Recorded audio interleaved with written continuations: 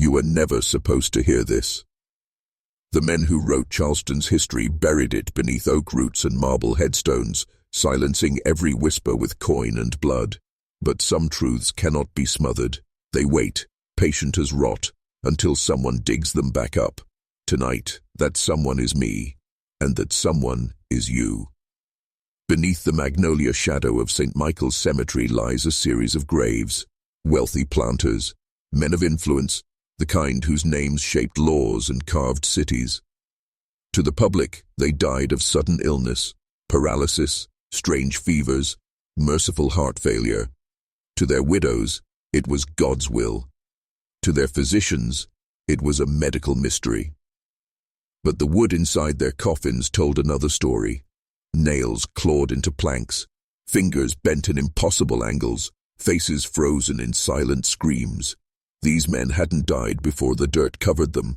They died clawing at the box meant to carry them to heaven.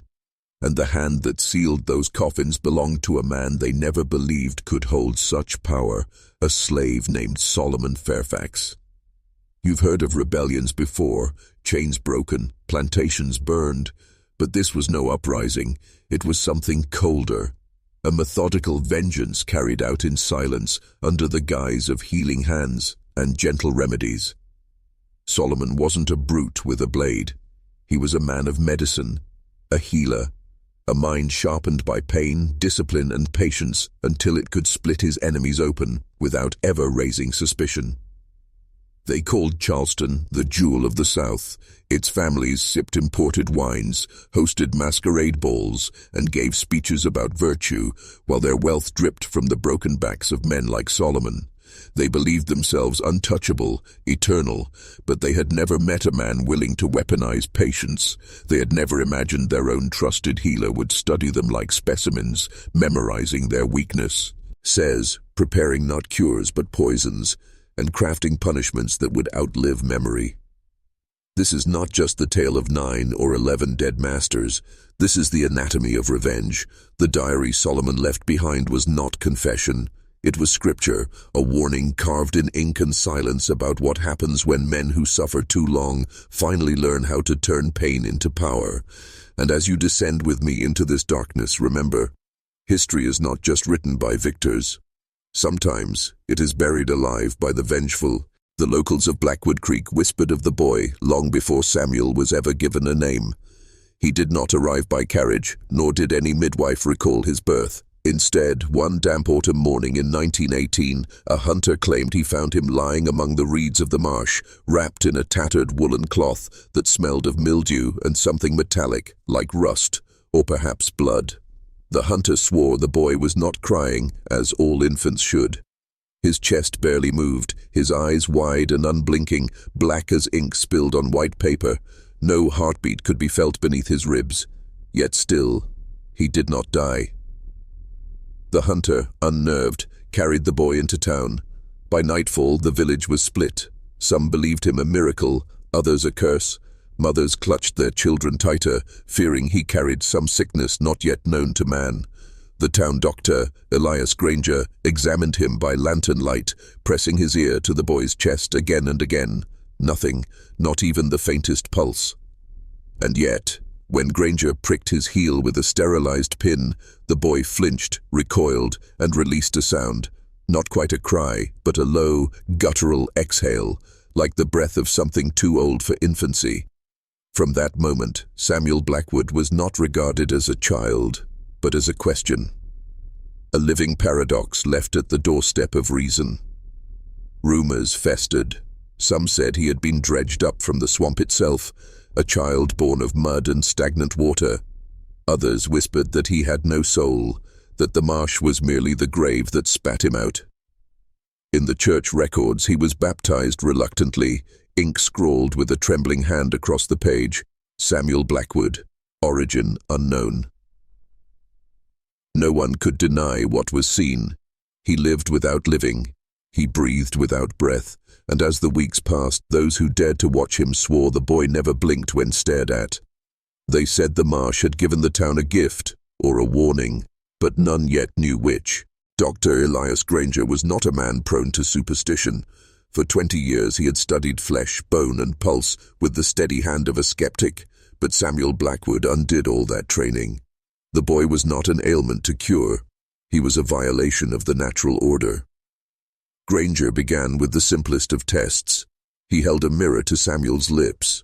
No fog, no sign of breath. He pressed stethoscope to chest. Silence. And yet the boy would turn his head, follow movements with those abyssal eyes, and sometimes, when left alone too long, hum in a soundless vibration that made the oil lamps quiver. Night after night, Granger filled his journals. He measured the boy's skin, unnervingly cold, like marble left in a cellar. He weighed him weekly, only to discover that though the boy consumed milk, no waste ever left him. Input without output, a system closed upon itself. It was then the doctor began to fear, not for the boy but for himself. He confessed to his wife in a whisper, "I hear him when I sleep, not with my ears, but here." He pressed a hand to his temple, his eyes hollow from sleeplessness.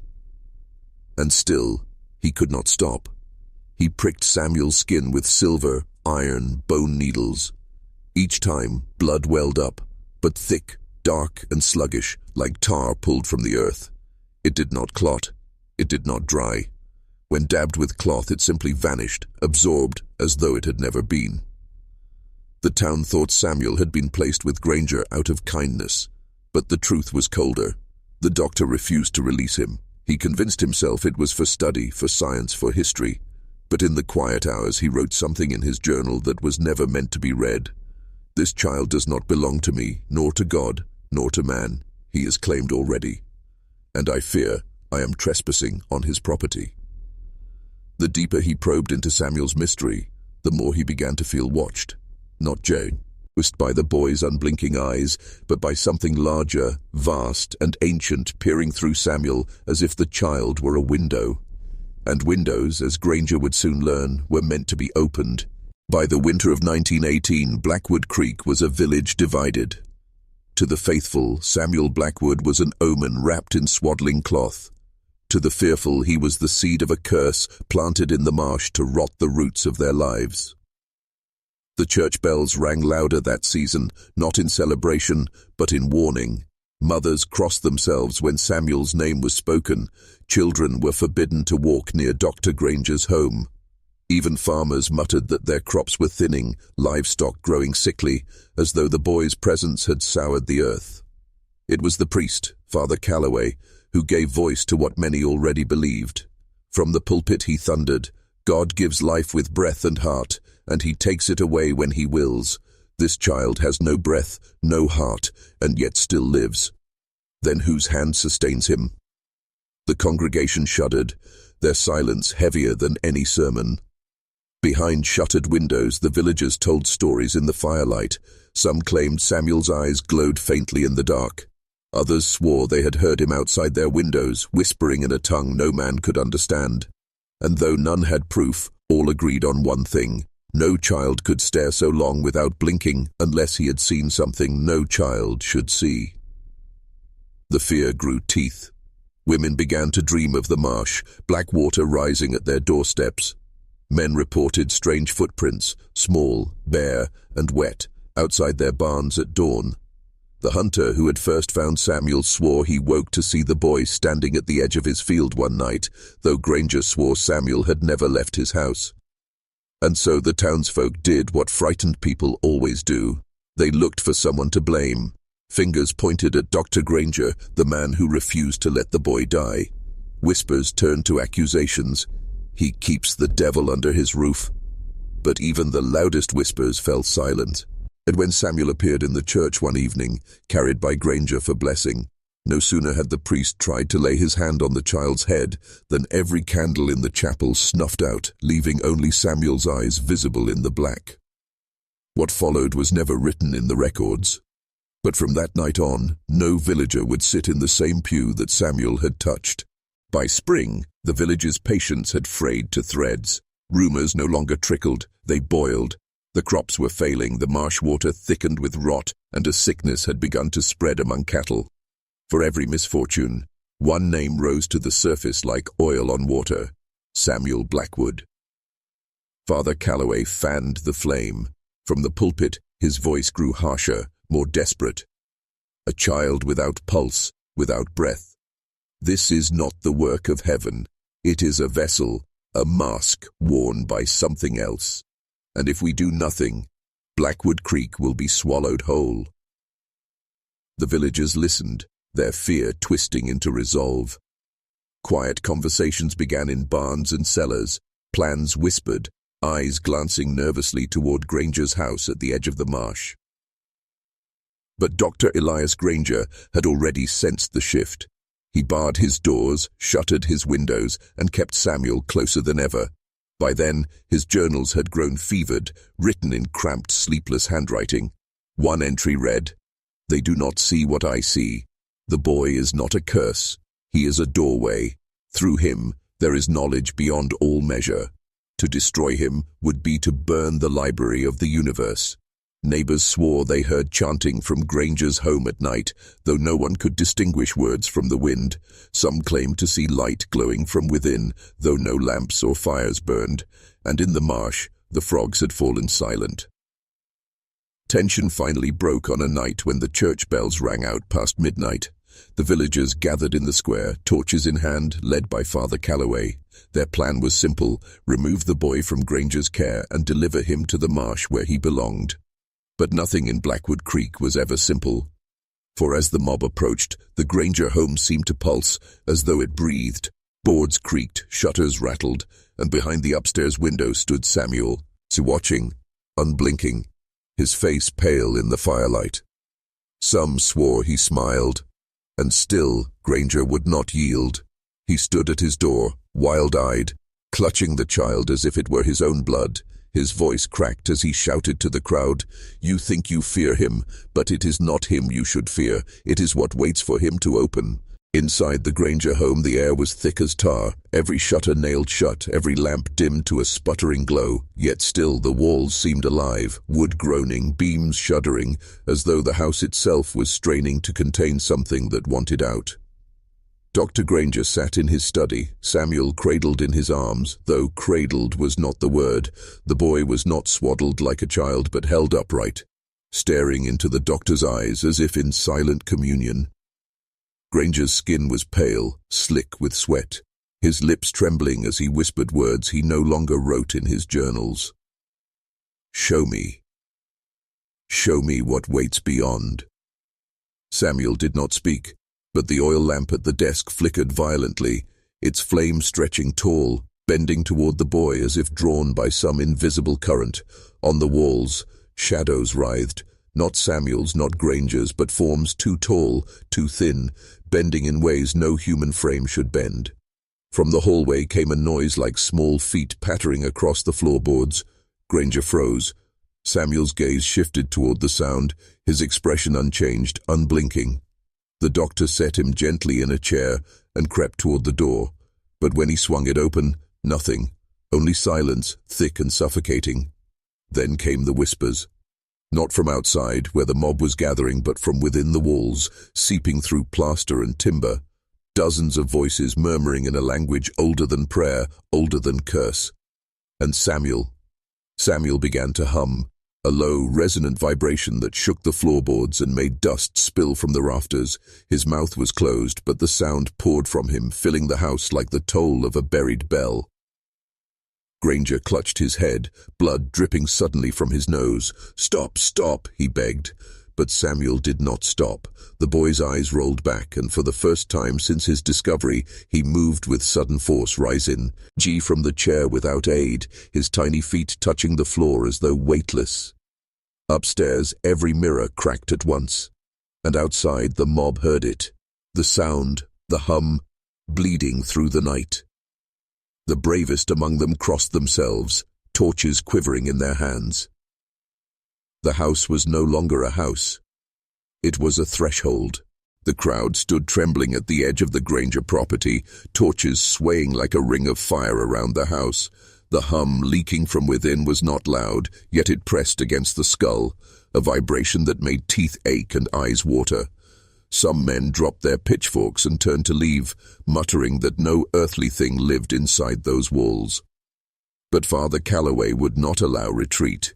He raised his crucifix high, the flames casting long shadows across his face. His voice cracked as he shouted above the strange resonance, "Do not falter. The devil thrives on fear. This house shelters no child. It shelters a parasite of hell itself." The villagers murmured, some nodding, others still pale with dread. The priest's eyes burned with a conviction that bordered on madness. He thrust the crucifix toward the house as though striking at it, his words thundering. "If this boy is not of God, then he is of the pit, and the pit cannot claim what we claim first in his name. Will you stand idle while your children are marked?" The mob roared its answer, not with courage but with desperation. Torches flared higher, pitchforks lifted, the crowd surging with a fury born of terror. Yet even as they shouted, the ground beneath their feet seemed to quiver as though something vast shifted beneath the marsh. Chickens scattered from coops, dogs howled, and the frogs that had been silent for weeks croaked once in unison before falling mute again. Father Calloway knew then that time was short. He pressed his palm to the church Bible he carried, whispering a final prayer, and turned to the crowd. "Tonight we do not face man nor beast," he declared, his voice shaking, "but the echo of something that should have never been born. When we enter, do not hesitate. Do not look into its eyes." The villagers swallowed their fear, clutching weapons tighter. One by one, they crossed themselves. And with that, Father Calloway raised his hand and signaled the charge. The crowd surged toward the house, boots trampling mud, torches spitting sparks. Inside, Samuel waited, and those who swore they saw him through the upstairs window that night claimed he was not afraid. They claimed he was smiling. Inside the suffocating dark of the Granger home, the hum rattled every glass, every nail. Dr. Elias Granger stood in his study, sweat streaking down his face, his hands trembling not with fear, but with a fevered devotion. He had barricaded the doors with oak planks, nailed shut the windows, and doused the lamps until only one remained. A single flame dancing, bending toward Samuel as though the boy himself were its master. On the desk lay Granger's journal, open to a fresh page. His last entry sprawled across it in jagged handwriting, the ink blotched and frantic. "They come for him, but they do not understand. They think to save themselves by killing him, yet it is his absence that will damn us all. If they tear him from this place, the door will swing wide. I must hold them back. I must keep the threshold shut." He tore the page free, tucked it into his coat, and pressed a shaking hand to Samuel's cold cheek. The boy sat still in the chair, his gaze locked on Granger, unblinking, as if listening to words that were never spoken aloud. The pounding began then, fists and boots hammering at the front door. Wood splintered, dust rained from the beams, and the voices of the mob rose in a frenzy of curses and prayers. Father Calloway's voice cut above them all. "Open in the name of God." Granger staggered to the doorway, clutching a kitchen knife like a soldier's blade.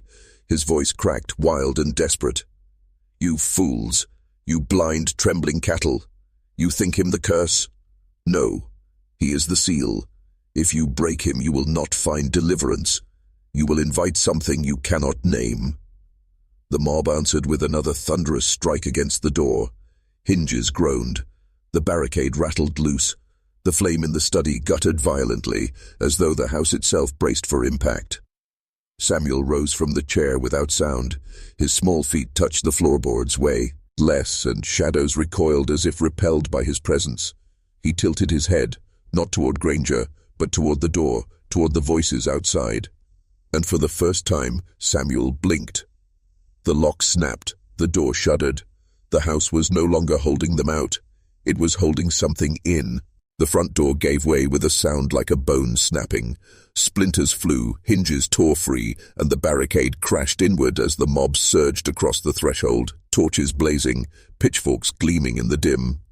The hum inside the house hit them like a wall, thick, pressing, vibrating in their chests until several staggered back, choking on air that suddenly felt too heavy to breathe. Dr. Granger stood in the entryway, knife in hand, eyes sunken and wild. He was no longer the respected doctor they had known, but a gaunt shadow of a man, his body trembling under the strain of sleepless nights and terrible knowledge. "Stop," he screamed, his voice raw. "Do not touch him, you'll tear it open." But Father Calloway shoved forward, crucifix raised high, his voice thundered above the hum. "Stand aside, Elias. This is not your child. It is an abomination, and tonight it will be ended." The villagers roared in agreement, their courage fueled by fire and fury. They pressed into the house, trampling mud across the floorboards, the old timbers groaning under their weight. And then they saw him. Samuel Blackwood stood at the far end of the hall, small and motionless, his pale skin lit in the torchlight. His eyes, those deep, bottomless eyes, reflected no flame, no fear. For a heartbeat, the crowd faltered. It was only a boy, silent and frail. But then the torches flickered. One by one their flames bent, not upward, but toward Samuel, as if pulled by some invisible tide. Shadows writhed along the walls, stretching into grotesque shapes, limbs too long, faces too hollow. A woman screamed. A man dropped his pitchfork and fled, shoving past the others, his footsteps fading into the night. Granger's voice broke through the chaos, desperate and pleading. "You see? He is not attacking, he is containing it. Leave him, for God's sake, leave him." But no one listened. Fear had drowned reason. The mob surged forward, weapons raised, and in that instant Samuel moved. He did not step, did not run. He simply was, closer than before. His black eyes fixed on the priest. Calloway froze mid-stride, his lips parting as though to speak, but no sound came. The crucifix in his hand grew hot, searing his flesh until he dropped it with a cry. The hum deepened, shaking the house, rattling glass until windows burst outward in showers of shards. Every mirror upstairs screamed with a crack and fell to pieces. The crowd had wanted a child. What they found was a threshold. The house exploded with sound. The hum swelled into a roar that shook the rafters, rattling loose dust and plaster as if the very bones of the home were being torn apart. Villagers screamed, torches guttering in their hands as the air grew so heavy it pressed their chests flat. Still, fear drove them forward. A man swung a pitchfork at Samuel, the steel prongs cutting through the air, yet never reaching flesh. The weapon froze mid-strike, suspended as though gripped by unseen hands. Then, with a sickening twist, the metal curled inward, folding like clay until it was useless. The man dropped it, shrieking, his hands bloodied by the warped steel. Another hurled his torch, but the flame died before it touched the boy, extinguished as though swallowed whole. The wood clattered harmlessly to the floor. Samuel did not move. He simply watched. And the more the villagers looked into those bottomless eyes, the more they felt something watching them back, something vast, ancient, and merciless. Father Calloway forced his way forward, voice cracking as he bellowed, "Do not falter, strike him down, he is the devil's work." But his words drowned in the roar. For as Samuel blinked, every shadow in the room detached itself from its owner. Black silhouettes writhed up the walls, stretching grotesquely, some forming twisted mockeries of faces, others looming like giants over the trembling mob.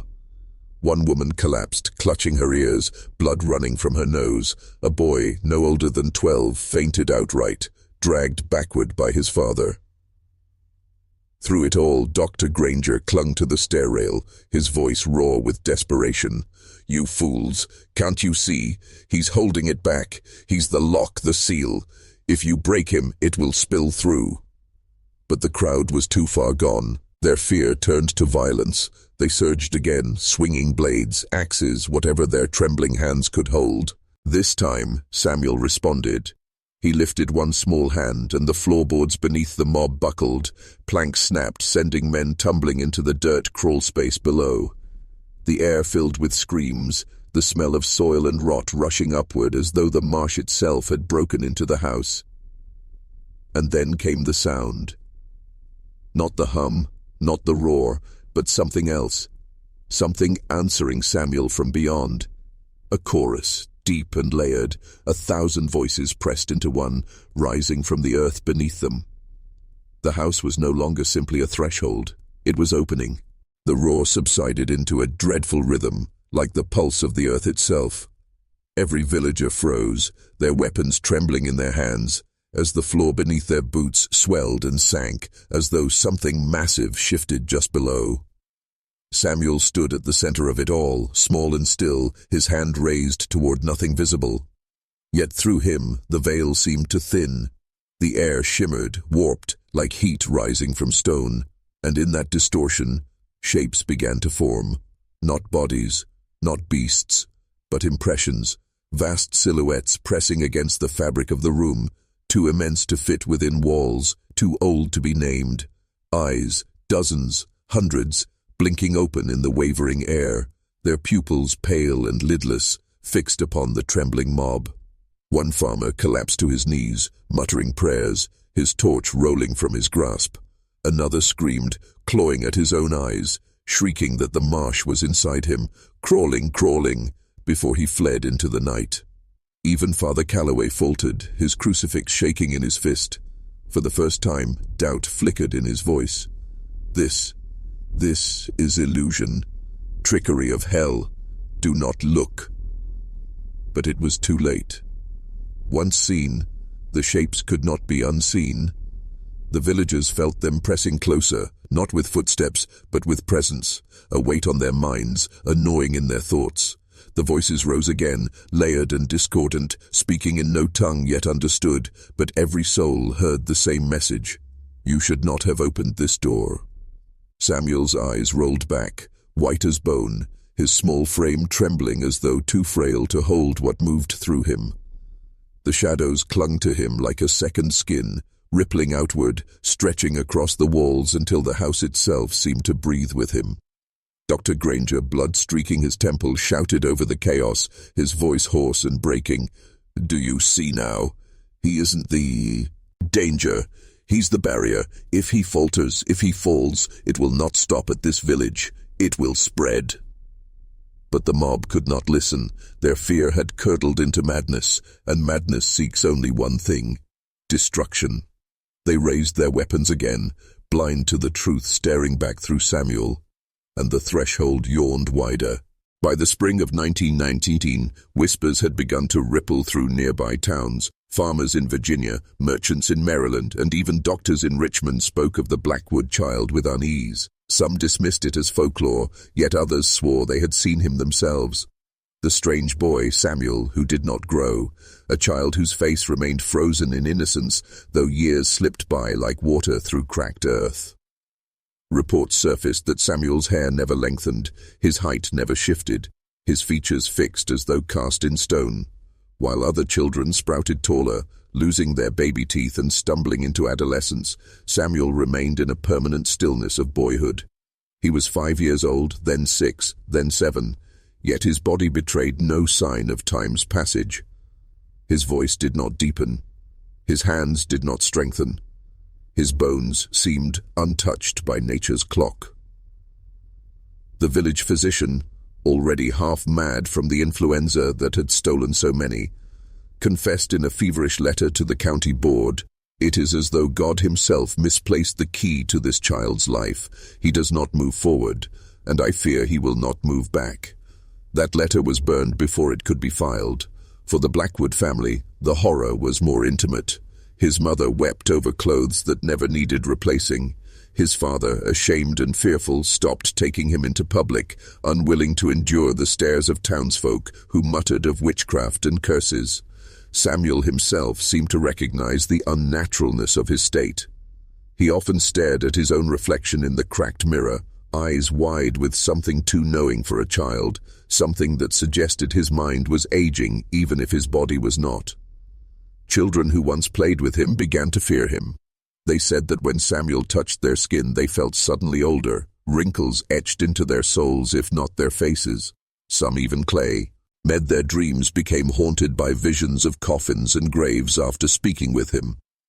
The boy who could not age had become a paradox in human flesh, neither growing nor dying, but suspended, like a candle that refused both flame and extinction. To the Blackwoods he was their son. To the world beyond, he was an omen. And in the deep hush of night, Samuel sometimes whispered to his mother, "If I don't grow, does that mean I will never die?" It happened on a grey Sunday morning in the summer of 1919. The Blackwood family, under pressure from gossip and suspicion, dared to take Samuel to church for the first time in nearly a year. His mother, desperate to prove her child was just like any other, dressed him in his best clothes, though they were the same garments he had worn since infancy, untouched by time, neither too small nor too worn. At first, the congregation greeted them with wary silence. Samuel sat quietly in the pew, his wide eyes scanning the vaulted ceiling and stained glass windows. To the casual glance, he seemed like any other boy, until one woman gasped. She remembered him from years before, and he looked exactly the same, not an inch taller, not a day older. The murmur spread quickly, whispers rippling through the sanctuary like fire through dry grass. Children pointed, mothers pulled their little ones closer, fathers stiffened, their jaws tightening with unease. The minister, a stern man who had seen his share of superstition, tried to continue the sermon. But Samuel's stillness, his pale, unchanging face, made the holy words stumble in his throat. Then, something happened that sealed the boy's reputation forever. During the final hymn, a girl sitting near Samuel began to scream. She claimed his shadow moved differently than his body, lagging behind, twisting on the wall as though it belonged to someone else entirely. The girl fainted in her father's arms, and pandemonium erupted. Parishioners fled the church, some cursing the Blackwoods, others shouting that the devil himself had walked into their house of God. The minister declared the service over, his voice trembling as he demanded the family leave at once. By the end of that day, the whispers had turned into a storm. People spoke of a child who had cheated time, a boy who carried curses in his very presence. Some demanded that Samuel will be locked away. Others, more fearful still, spoke of darker remedies, solutions that would end the unnatural thing before it could spread its contagion of fear. The Blackwoods returned home in silence, their son clutching his mother's hand tightly. He asked her a question that chilled her blood. "Mama, why do they hate me for not changing?" From that day on, Samuel was no longer a curiosity, he was a threat. By autumn of 1919, the story of the Blackwood boy had spilled beyond the churchyard whispers of his Virginia town. It traveled first through rumor, carried by merchants who passed between counties.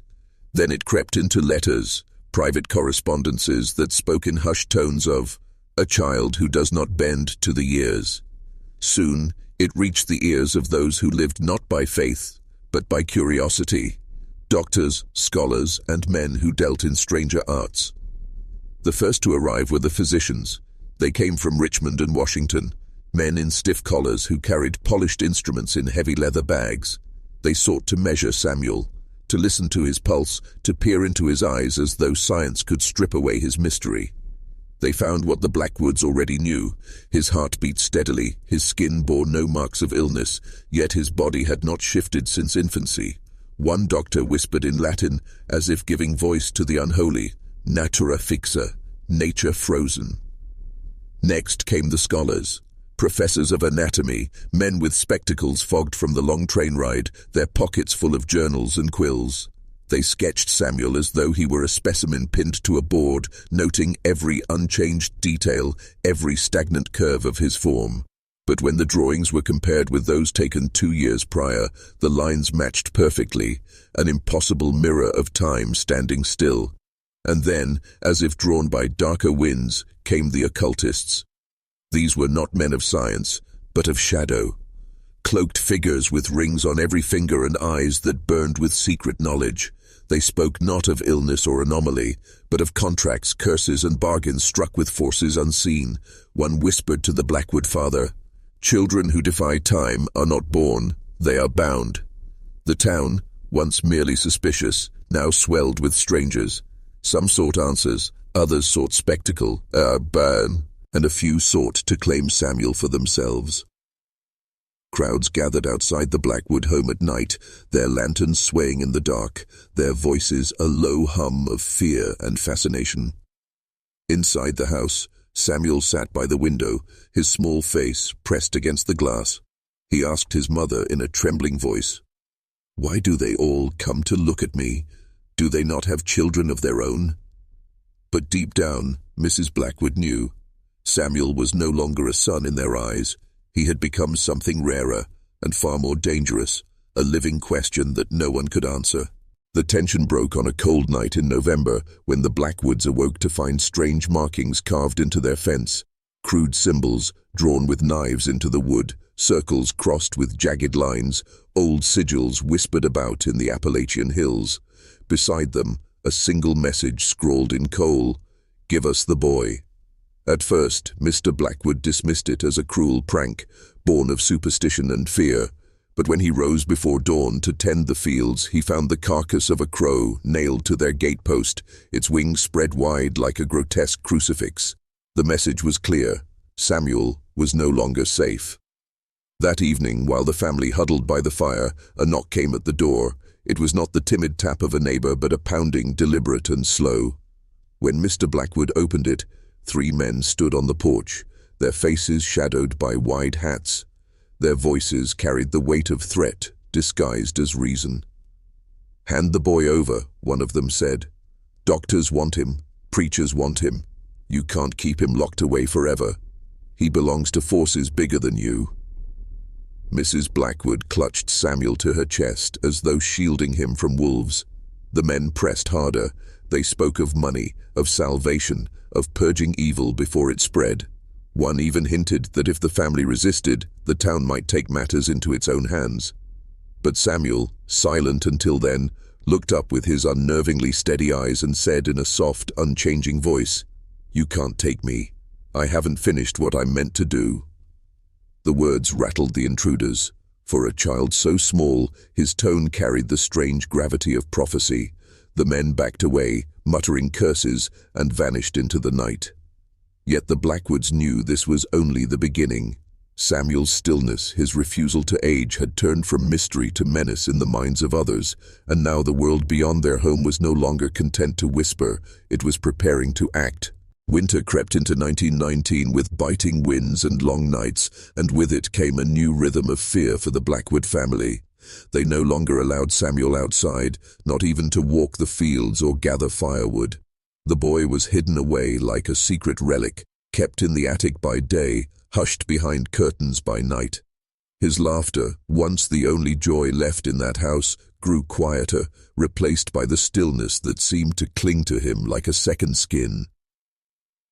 Mr. Blackwood reinforced the shutters, nailed planks across unused doors, and kept the rifle close. Yet every measure felt fragile, as though paper walls stood between them and the hunger of the outside world. For it wasn't only the townsfolk who came sniffing anymore. Strangers, cloaked in anonymity, were seen lingering on the edge of the property, sometimes watching from the tree line, sometimes leaving small offerings at the gate, vials of salt, bones of small animals, even candles burned down to nothing. The family lived in silence, but Samuel's very presence unsettled the air. The attic grew colder than the rest of the house, no matter how the stove burned. His toys gathered dust, untouched, for he no longer played.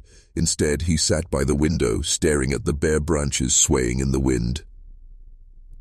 At times, he whispered things that froze his mother's heart. "They won't stop looking. Not until they have me.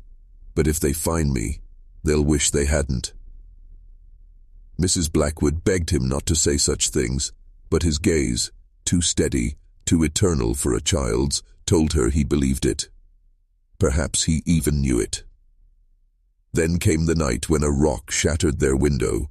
Wrapped around it was a strip of paper, its words written in a frantic scrawl. "Your boy is cursed. Hide him all you want. We will come." The Blackwoods gathered in the attic with Samuel, trembling as shadows stretched across the floorboards. Outside, unseen voices muttered in the cold. And though no one dared to approach that night, the family realized that hiding was only delaying the inevitable. The world was closing in on Samuel Blackwood. It was just after midnight when the Blackwoods first heard it, an unholy chorus of boots crunching against frozen earth. The sound did not belong to neighbors returning late from town, nor to travelers passing through. It was deliberate, organized, a gathering. The dogs barked furiously until a sharp crack silenced them. Then came the glow, torches swaying in the distance, a ragged procession of shadows moving toward the farmhouse. The family rushed to the windows, their breath clouding the glass, and saw them, Dozens of figures, faces obscured by scarves and hats, carrying clubs, knives, and ropes. On the gate, nailed with a rusted spike, was another message scrawled in ash. The unnatural child must not live. Mr. Blackwood grabbed his rifle, his hands trembling but firm. Mrs. Blackwood dragged Samuel to the back of the house, her arms shaking as she tried to shield him. Yet Samuel, calm as ever, only whispered, "They don't know what they're asking for." The first stone shattered the kitchen window, then another and another, until glass rained across the floor. Shouts erupted, demands to surrender the boy, curses spat into the night air. A torch was hurled onto the porch, flames licking at the wood until Mr. Blackwood smothered it with a blanket. But the crowd did not retreat.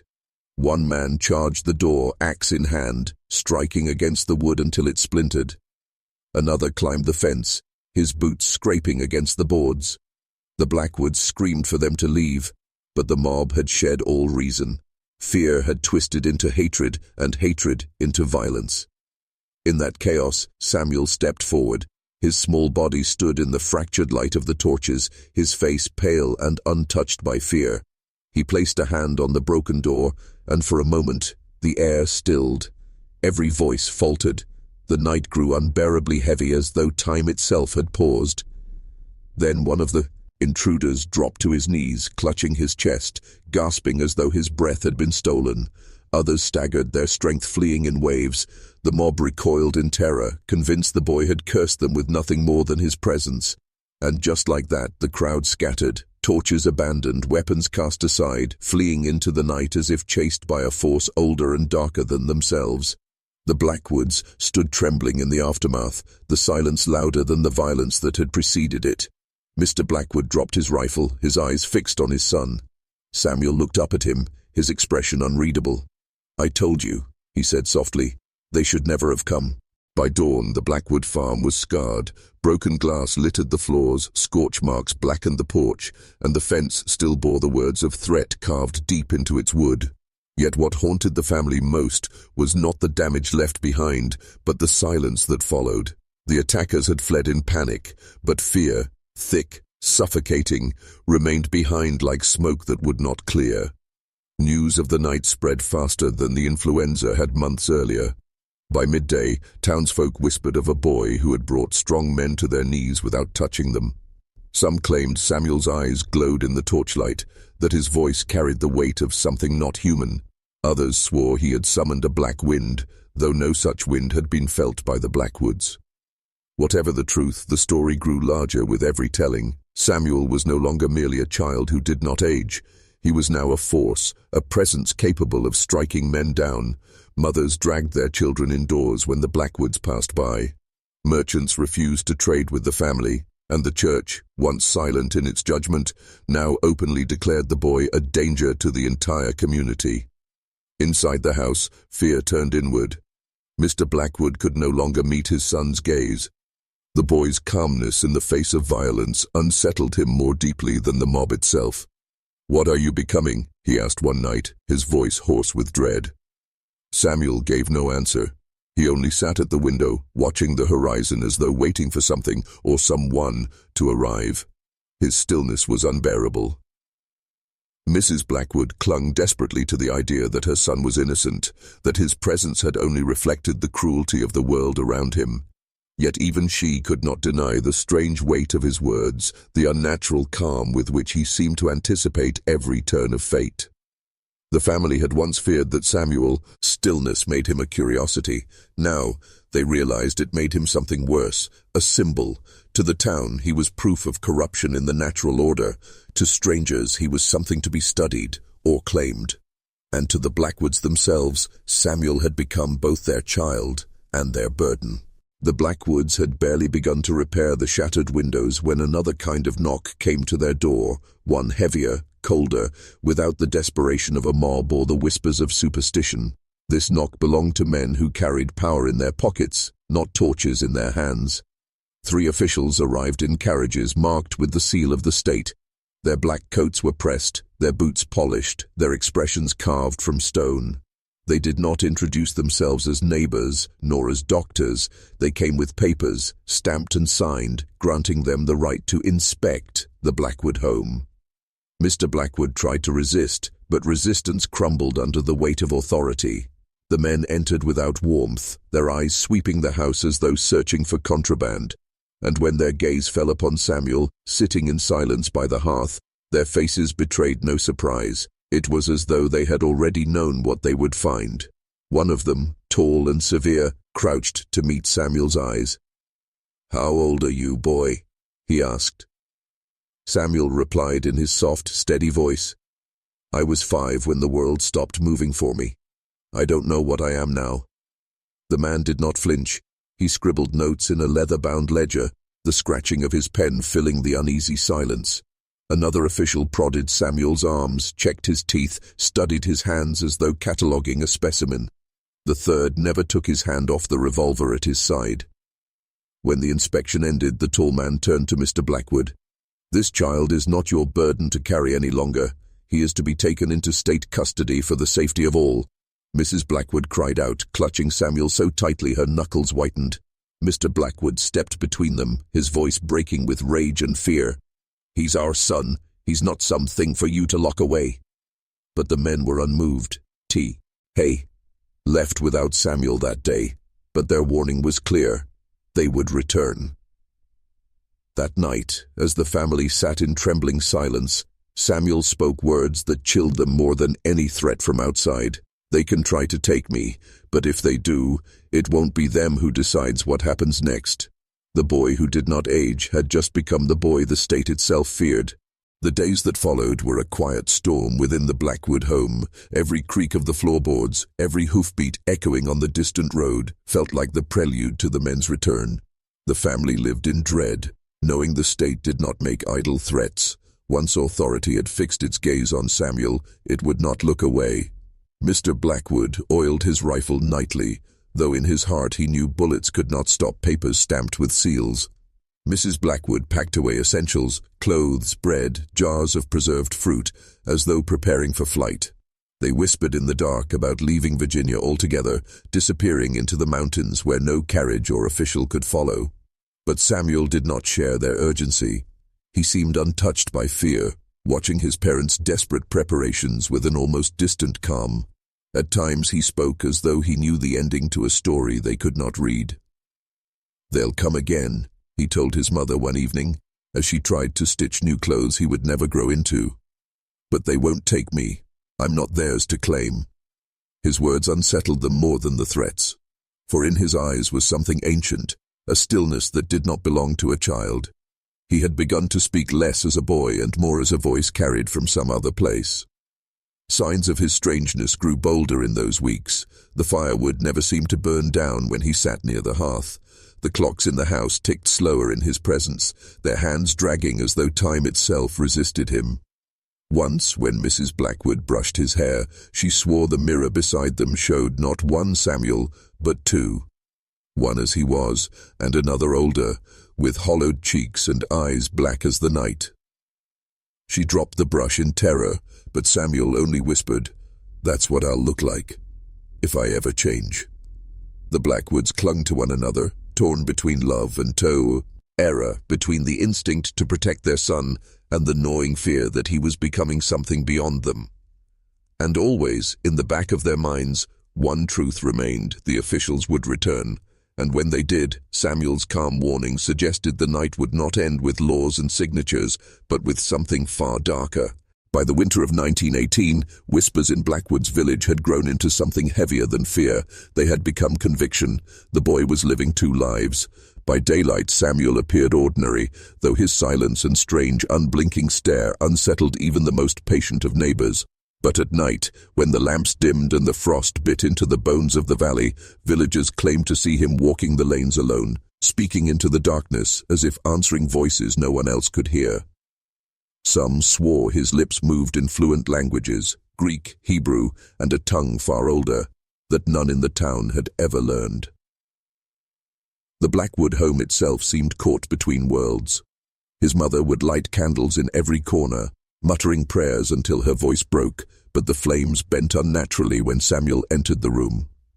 The father, gaunt and exhausted, had taken to locking his son in his chamber after dusk, though the villagers insisted they had still seen him outside, gliding down the snow-slicked hills, barefoot, untouched by the cold.